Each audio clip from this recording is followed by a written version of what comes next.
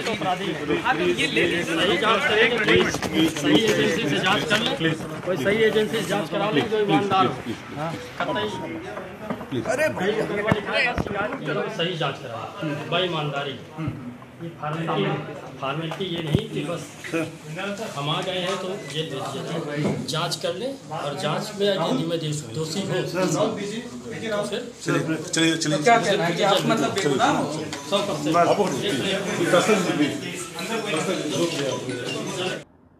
नमस्कार दोस्तों, कौन थे ये भाई साहब जो अभी कह रहे थे सही जांच होनी चाहिए, ईमानदारी से जांच होनी चाहिए, सही एजेंसी को जांच करनी चाहिए?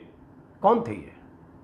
दरअसल ये वो सज्जन हैं जिनके कंधे पर 72 घंटे पहले तक सितारे जड़े थे, जिस्म पर खाकी वर्दी थी, इलाके में हनक थी और यूपी के एक थाने के थानेदार थे। ये वो साहब हैं जो अब रेप के एक आरोप में सलाखों के पीछे भेज दिए गए हैं। ये वो साहब हैं जिन पर आरोप है कि अपने ही थाने में, अपने ही कमरे में इन्होंने एक रेप पीड़िता का रेप किया। साहब का नाम है तिलकधारी सरोज। तिलकधारी सरोज साहब 14 दिनों के लिए न्यायिक हिरासत में तो भेज दिए गए, लेकिन जाते जाते नसीहत दे गए, पुलिस वालों को ही कह गए, संदेश दे गए, सही जांच हो, ईमानदारी से जांच हो, निष्पक्ष एजेंसी जांच करे, मतलब कम से कम यूपी पुलिस जांच न करे। उनका आशय तो यही था। ये साहब ललितपुर जिले के पाली थाने में थानेदार थे।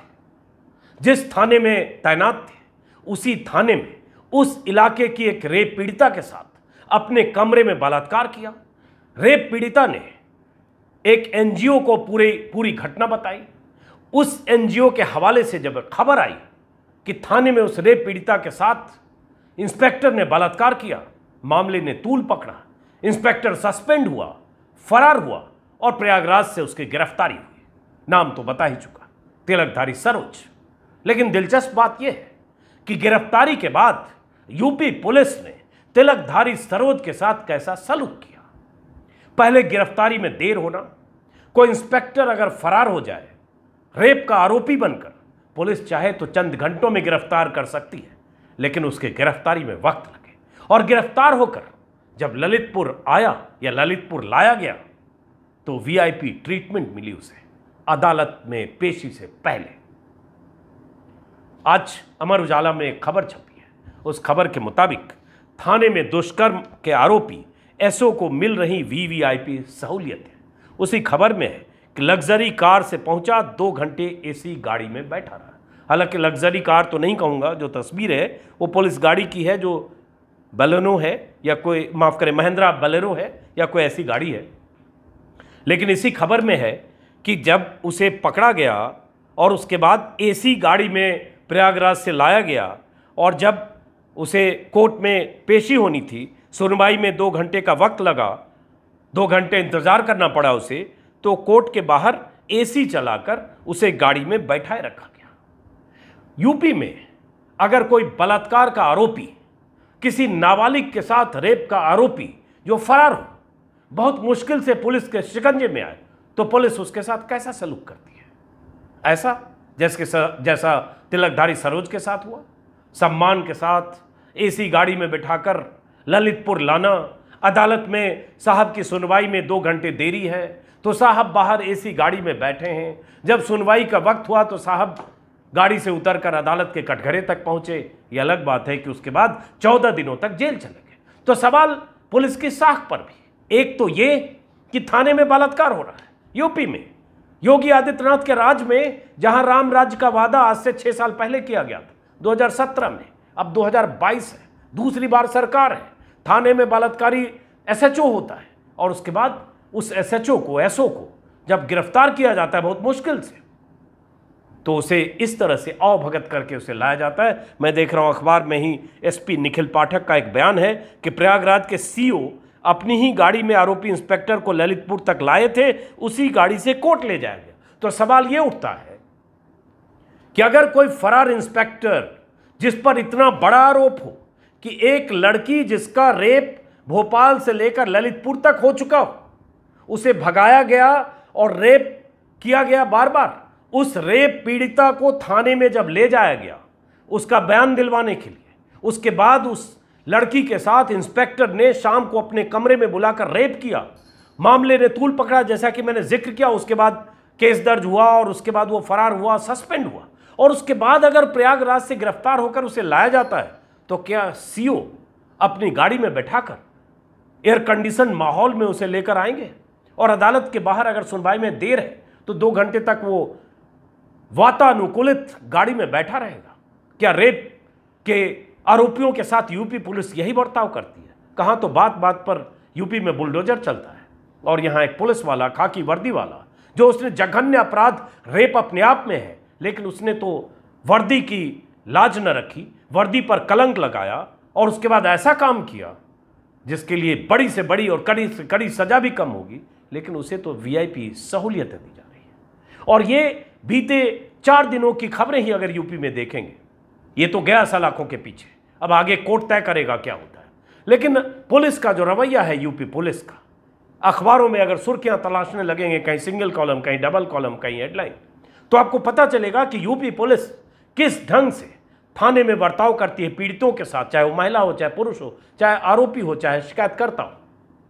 एक खबर ललितपुर से दूसरी आई, वो भी अखबारों की सुर्खियां बनी। 24-48 घंटे के भीतर वो खबर क्या थी, आप सबने शायद देखी होगी कि थाने में ललितपुर में एक महिला को चोरी के शक में पकड़कर लाया गया और निर्वस्त्र करके उसे पीटा गया, और पीटने वाली महिला दरोगा थी और साथ में कोई मुंशी, और वो महिला जिसे निर्वस्त्र करके पीटा गया उसके हवाले से अखबार में खबरें हैं जिसमें किस तरह से उस महिला को टॉर्चर किया गया कि चोरी के शक में एक कांस्टेबल के घर में वो काम करती थी, उस कांस्टेबल को ऐसा लगा कि उस महिला ने उसकी चोरी की है। उस कांस्टेबल ने पहले घर में पीटा, फिर थाने ले जाकर उसे पीटा और पिटवाया गया, फिर घर लाया गया, फिर घर में पीटा गया, फिर जाकर थाने में पीटा और पिटवाया गया, और ऐसे पीटा गया, कपड़े उतार कर उस महिला को पीटा गया। और उसके जो परिजन हैं, उस महिला ने भी कहा है कि रात को 8 बजे लाइट ऑफ करके पानी की बौछारें मारी गई और बेल्ट से इतना पीटा गया, महिला चीखती रही लेकिन बेल्ट चलता रहा, और ये महिला दरोगा करती रही उस मामले में भी। और जब ये लगा कि ये ज़्यादा पिटाई हो गई है तो पुलिस ने एक चालाकी की, पुलिस ने शातिराना अंदाज में साजिशन महिला और उसके पति को भी बुलाया। महिला और पति के बीच आपसी विवाद का मामला दर्ज करते हुए कि इन्होंने शांति भंग किया है, महिला और महिला के पति के खिलाफ ही मामला दर्ज कर लिया। लेकिन वो मामला भी जब तूल पकड़ा तब जब वो महिला पीड़िता अपने परिजनों के साथ गाड़ी में लेटकर एसपी ऑफिस गई, डीआईजी से उसने जांच और कार्रवाई की मांग की, तब उस थाने का दरोगा, ललितपुर के सिलाबन इलाके के थाने का दरोगा, माफ करें महरौनी थाने का दरोगा इंस्पेक्टर कामता प्रसाद, मुंशी और एक महिला दरोगा, इन तीनों को सस्पेंड किया गया। लेकिन सवाल उठता है सिर्फ सस्पेंड किया गया। ऐसी खबरें और भी मैं देख रहा था, जैसे मथुरा में दुष्कर्म पीड़िता को रात भर थाने में बैठाकर उत्पीड़न किया गया। ये मथुरा की खबर है, आज ही अमर उजाला में छपी है कि एक महिला तहरीर के लिए गई थी किसी आरोपी के खिलाफ मुकदमा दर्ज करने, और महिला पीड़िता के अनुसार थाने में उसके साथ बदसलूकी की गई या उसे उत्पीड़ित किया गया, उससे पहले उसके साथ दुष्कर्म हुआ था जिसकी शिकायत करने गई थी। इसी तरह ऐसी बहुत खबरें लगातार अखबारों में दिखती हैं। ये अलग बात है, कहीं सिंगल कॉलम, कहीं डबल कॉलम, मुख्य धारा के चैनल पर इसकी कहीं चर्चा नहीं होती है। लेकिन ये सवाल इसलिए है क्योंकि यूपी के थाने में अगर आंकड़ों की भी बात करेंगे तो यूपी के थाने में बदसलूकी और पुलिस के बर्ताव में यूपी देश में के आंकड़ों के हिसाब से नंबर 1 है। और ये केंद्र सरकार की तरफ से गृह राज्य मंत्री ने ऑन रिकॉर्ड संसद में भी कहा है। 2021 4 फरवरी को एक बयान है MOS होम का, किशन रेड्डी का, जो पार्लियामेंट में उन्होंने कहा है कि पुलिस के खिलाफ 2020-21 में मानवाधिकार उल्लंघन की देश भर में 11,000 शिकायतें मिली, जिसमें अकेले यूपी से 5388 शिकायतें आई हैं। तो ये वो यूपी है जहां राम राज्य है। लेकिन पुलिस का रवैया, थाने में रेप, थाने में किसी महिला को निर्वस्त्र करके उसका पीटना, पुलिस के पास बार बार शिकायत करने के बाद भी उन शिकायतों पर कार्रवाई ना होना, इसके अगर रिकॉर्ड बनाने लगे तो लगेगा यूपी ऐसे आबादी में नंबर 1 है, और पुलिस थानों में ज्यादतियों के मामले में भी नंबर 1 है। और वो भी तब जब आज से 5-5.5 साल पहले योगी आदित्यनाथ 2017 में यूपी में राम राज्य लाने के दावे कर चुके हैं, दोबारा सत्ता में आ चुके हैं। उसके बाद उनके ही सूबे में थाने में रेप होता है, थाने में महिलाओं को निर्वस्त्र करके पीटा जाता है, अलग अलग थानों से ऐसी शिकायतें आती हैं, पुलिस की लापरवाहियों, पुलिस की ज्यादतियों के रिकॉर्ड बनते हैं। फिर भी सरकार को लगता है यूपी पुलिस बाकी राज्यों से बेहतर काम कर रही है। यूपी पुलिस या दूसरे राज्यों के पुलिस जहां थानों में ऐसे टॉर्चर या ऐसी घटनाएं या रेप की घटनाएं होती हैं, ये शायद कम होती ना होती या इस पर रोक लगती अगर सुप्रीम कोर्ट की नसीहतों पर, सुप्रीम कोर्ट के ऑर्डर पर राज्य सरकारों ने, खास करके यूपी सरकार ने भी अमल किया होता। सुप्रीम कोर्ट ने करीब करीब आज से अगर देखें तो 1.5 साल पहले दिसंबर 2020 में एक ऑर्डर जारी किया था जिसमें सुप्रीम कोर्ट ने कहा था कि हर थाने और इन्वेस्टिगेशन एजेंसियों के ऑफिस में सीसीटीवी कैमरे होने चाहिए। और सुप्रीम कोर्ट का वो ऑर्डर पता नहीं यूपी के किस दफ्तर में धूल फांक रहा होगा या सुप्रीम कोर्ट के आदेशों का किस हद तक अमल हुआ, इसका हमारे पास कोई रिकॉर्ड नहीं है। लेकिन आपको ये जानना जरूरी है कि सुप्रीम कोर्ट ने कहा क्या था, और अगर सुप्रीम कोर्ट के ऑर्डर पर अमल किया गया होता तो शायद यूपी का ये थानेदार अपने ही थाने में किसी नाबालिग लड़की से रेप करने से पहले 100 बार सोचता, निर्वस्त्र करके किसी महिला को पीटने से पहले वो महिला दरोगा 1000 बार सोचती, क्योंकि उसका हर कारनामा, हर कुकर्म किसी न किसी कैमरे में रिकॉर्ड हो रहा होता। सुप्रीम कोर्ट ने 2020 के दिसंबर में सुप्रीम कोर्ट का एक ऑर्डर है, एक अहम फैसला है, जिसमें सुप्रीम कोर्ट ने कहा था कि सभी राज्यों और केंद्र शासित प्रदेश के हर थाने में सीसीटीवी कैमरे लगाए जाए। केंद्र सरकार भी हर उस एजेंसी के ऑफिस में सीसीटीवी कैमरे लगाए जिससे पूछताछ और गिरफ्तारी के अधिकार हैं, जिसमें सीबीआई, ईडी, एनसीबी और एनआईए समेत दूसरी एजेंसियां। बहुत दिलचस्प है, इसको गौर से सुनिए, क्योंकि जब सुप्रीम कोर्ट ने ये फैसला सुनाया तो यूपी की ही वो सरकार थी जिसने फैसले पर अमल करने में आनाकानी की, देर की, और सुप्रीम कोर्ट से इतना ज़्यादा वक्त मांगा कि फिर सुप्रीम कोर्ट की फटकार पड़ी। सुप्रीम कोर्ट में जस्टिस RF नॉरिमन की अध्यक्षता वाली बेंच ने कहा कि हर पुलिस स्टेशन में सीसीटीवी कैमरे लगाए जाएं। Entry gate, exit gate, main gate, सभी लॉकअप, गलियारे और लॉबी, रिसेप्शन, बाहरी एरिया, सभी जगह सीसीटीवी कैमरे हो। कोई ऐसी जगह ना हो जो कैमरे की रेंज से बाहर हो। कोर्ट ने साफ कहा था कि सीसीटीवी के मेंटेनेंस और रिकॉर्डिंग की जिम्मेदारी पुलिस स्टेशन के SHO की होगी। हर जगह अगर सीसीटीवी कैमरा होता तो शायद उस रेप पीड़िता को खाकी वर्दी का शिकार न बनना पड़ता, और शायद ललितपुर के उस थाने में उस महिला के साथ वो बर्बरता न होती, उसे बेल्ट से पीटा न गया होता।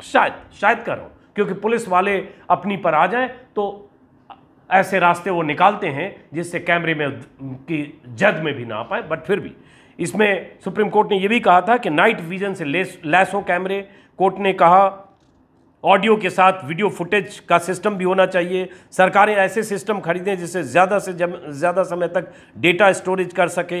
हर हाल में डेटा 1 साल से ज़्यादा वक्त हो, और केंद्र, राज्य और केंद्र शासित प्रदेशों के लिए ऐसा करना अनिवार्य होगा। लेकिन दिलचस्प बात यह है कि अगली सुनवाई जब इसी मामले की, और ये एक पिटीशन याचिका की सुनवाई के दौरान सुप्रीम कोर्ट ने कहा था, परमवीर सिंह सैनी की एक याचिका थी जिन्होंने कहा था कि हर थाने में सीसीटीवी कैमरे लगाए जाएं, उसी की सुनवाई में इन्होंने कहा था। और ये सुप्रीम कोर्ट हालांकि इस तरह की बात 2018 में भी एक बार कह चुका है। लेकिन खैर, इसमें आगे ये हुआ कि 2021 के ही मार्च में, मतलब 2 दिसंबर 2020 की सुनवाई के मान लीजिए 4 महीने बाद, 3 महीने बाद, मार्च में फिर सुप्रीम कोर्ट ने इस मामले में, सुप्रीम कोर्ट में जब सुनवाई हुई तो सुप्रीम कोर्ट ने सीसीटीवी लगाने के फैसले पर अमल नहीं करने वाले राज्यों को फटकार लगाई और ये कहा कि ये नागरिक के मौलिक अधिकार का हनन है।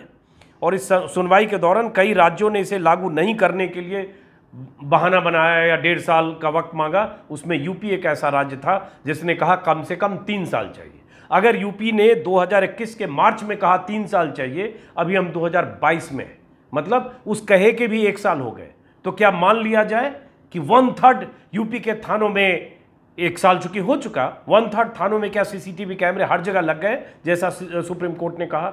अब इसकी पुष्टि होना अभी मेरे लिए मुश्किल है, लेकिन देखते हैं अगर आगे कहीं पता चलेगा। लेकिन इसी में यह भी हुआ कि कोर्ट ने नाराज होकर यहां तक कह दिया था कि आप हमारे ऑर्डर से खेल रहे हैं, मुख्य सचिवों से कहिए कि फैसले पर अमल करें, नहीं तो उनके खिलाफ मानहानि का मुकदमा चलेगा। इस कदर नाराज सुप्रीम कोर्ट था। सॉलिसिटर जनरल तुषार मेहता ने जब और वक्त मांगा केंद्र सरकार के लिए, क्योंकि कई एजेंसियां केंद्र सरकार की हैं, तब बेंच ने उन्हें सिर्फ 3 हफ्ते का वक्त दिया था। अभी उसके बारे में भी पता नहीं कि क्यों कि क्या सारी एजेंसियों के दफ्तरों में, मेन गेट और हर जगह जहां सुप्रीम कोर्ट ने जिक्र किया, क्या वहां सीसीटीवी कैमरे लग गए। तो एक तो जब सुप्रीम कोर्ट ऐसा निर्देश देता है या ऐसा फैसला देता है ताकि थाने में पुलिस एट्रोसिटीज रुके, थाने में ऐसी घटनाएं रुके, तो सरकारें कोई न कोई इंतजाम या कोई न कोई बहाना करती है कि सुप्रीम कोर्ट के उन फैसलों पर अमल न हो पाए। यहां भी शायद यूपी में अगर अमल हुआ होता तो ऐसी घटना नहीं। बहरहाल इस वीडियो को यहीं खत्म करते हैं, फिर मुलाकात होगी किसी और वीडियो में। इस बीच आपसे एक अपील कि आपने अब तक मेरा यूट्यूब चैनल सब्सक्राइब नहीं किया तो सब्सक्राइब करें ताकि मेरी बात ज़्यादा से ज़्यादा लोगों तक पहुंचे। नमस्कार।